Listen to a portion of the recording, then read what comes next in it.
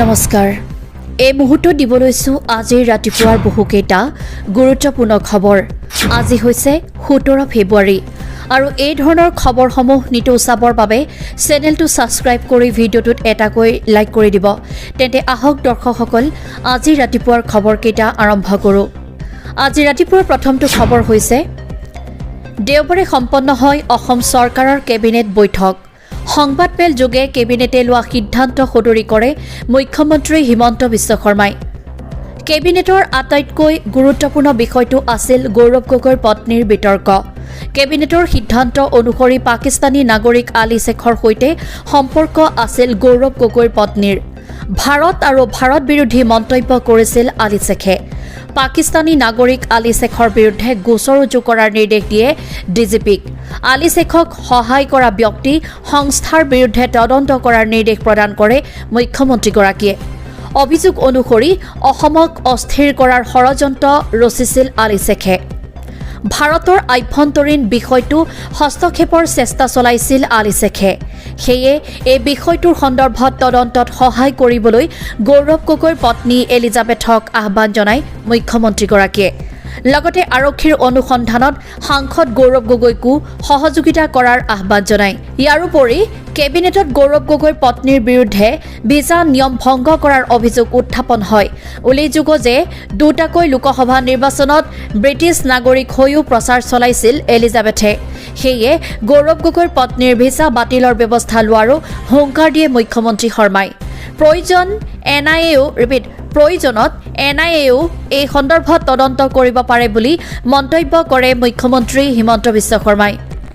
এবাৰ দিব লৈছো আজি পুৱাৰ 2 নম্বৰটো খবৰ বামুণী মৈদামত নিৰ্মীয়মান ফ্লাইঅভাৰে প্ৰাণ কাঢ়িলে গৃহৰক্ষী জোৱানৰ কৰ্তব্যৰত অৱস্থাত হাইড্ৰাৰ খুন্দাত মৃত্যু জোৱানজনৰ মৃত লোকজন চানমাৰী থানাত কৰ্মৰত পদেশ্বৰ কলিতা বুলি জানিব পৰা গৈছে ইতিমধ্যে হাইড্ৰাখন জব্দ কৰে চানমাৰী আৰক্ষীয়ে এবাৰ দিব লৈছো আজি পুৱাৰ 3 নম্বৰটো খবৰ শিৱসাগৰ চহৰৰ পৰা 8 কিলোমিটাৰ নিলগৰ 2 নম্বৰ দগাঁৱৰ এগৰাকী সপ্তম শ্ৰেণীৰ ছাত্ৰ 15 ফেব্ৰুৱাৰীৰ বিয়লি 5 বজাৰ পৰা নিৰুদ্দেশ হৈ আছে এই ঘটনাই সৰ্বত্ৰে চাঞ্চল্যৰ সৃষ্টি কৰিছে ঘৰৰ চৌহদৰ পৰাই নিৰুদ্দেশ হয় কৃষ্ণাভ গগৈ নামৰ 13 বছৰীয়া ছাত্ৰজন কোনো লোকে ছাত্ৰজনৰ সন্ধান পালে 6000436237 নম্বৰত যোগাযোগ কৰিবলৈ অনুৰোধ জনাইছে পিতৃ জিতেন গগৈ আৰু মাতৃ মিঠি গগৈ উল্লেখযোগ্য যে এই সন্দৰ্ভত শিৱসাগৰ চেৰেকাপাৰ আৰক্ষীৰ চকীত অৱগত কৰিছে অভিভাৱকে এবাৰ দিব লৈছো আজিৰ পুৱাৰ 4 নম্বৰটো খবৰ মহানগৰী উলুবাৰীত নৃশংস হত্যাকাণ্ড মহিলাক লুৰে মৰিয়াই হত্যা স্বামীৰ মৃত মহিলাগৰাকীৰ নাম হৈছে শ্ৰেয়া ভট্টাচাৰ্য পত্নীক হত্যা কৰি থানাত আত্মসমৰ্পণ ৰবুল শৰ্মাৰ পাৰিবাৰিক কণ্ডলৰ বাবে সংঘটিত হ'ল এই ভয়ংকৰ হত্যাকাণ্ডৰ ঘটনা কেন্দ্ৰ কৰি অঞ্চলজুৰি তীব্ৰ চাঞ্চল্যৰ সৃষ্টি হৈছে এইবাৰ দিব লৈছো আজিৰ পুৱাৰ 5 নম্বৰটো খবৰ দেওবাৰে মাজনিশা দিল্লী ৰেল ষ্টেচনত সংঘটিত হোৱা ভয়ংকৰ হেঁচা-ঠেলাত পদপিষ্ট হৈ মৃত্যু হোৱা লোকৰ সংখ্যা 18 গৰাকীলৈ বৃদ্ধি পাইছে ইয়াৰ ভিতৰত 3 গৰাকী শিশু আছে বুলি ৰাজহুৱা কৰিছে প্ৰশাসনে দিল্লী ৰেলৱে ষ্টেচনৰ 13 আৰু 14 নম্বৰ প্লেটফৰ্মত হোৱা এই শোকাবহ ঘটনাক 10 গৰাকীকৈ যাত্ৰী গুৰুতৰভাৱে আহত হৈ ভৰ্তি হৈ আছে দিল্লীত LNGP হাস্পতালত উল্লেখযোগ্য যে 15 পৰা 20 মিনিটৰ ভিতৰতে সংঘটিত হৈছিল এই শোকাবহ ঘটনাটো জানিব পৰা অনুসৰি প্ৰয়াগৰাজ অভিমুখী ৰেলত উঠিবলৈ লাগিছিল যাত্ৰীৰ হেতাৰ পৰা উক্ত ঘটনাক লৈ দেশৰ প্ৰধানমন্ত্ৰীৰ লগতে কেন্দ্ৰীয় গৃহমন্ত্ৰী অমিত শ্বাহ আৰু মুখ্যমন্ত্ৰী যোগী আদিত্যনাথে নিশাই ফোনযোগে দিল্লীৰ ৰাজ্যপাললৈ ফোন কৰি পৰিস্থিতিৰ বুজ লয়